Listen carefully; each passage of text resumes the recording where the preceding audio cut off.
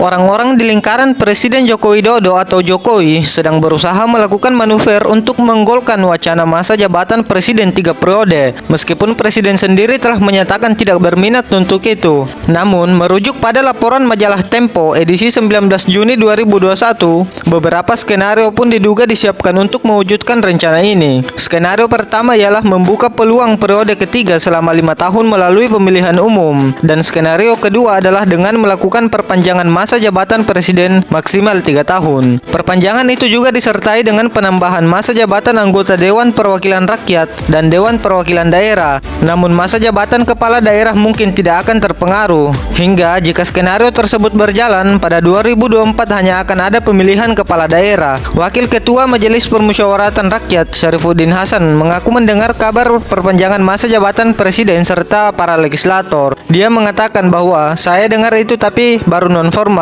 Perpanjangannya bukan 5 tahun, tapi 2 tahun atau beberapa tahun, kata Syarifuddin dikutip dari majalah Tempo edisi 19 Juni 2021. Namun, skenario apapun yang dipilih akan tetap membutuhkan amandemen Undang-Undang 1945. Perubahan konstitusi harus diusulkan minimal oleh sepertiga jumlah anggota Majelis Permusyawaratan Rakyat atau 237 dari 711 anggota DPR dan DPD.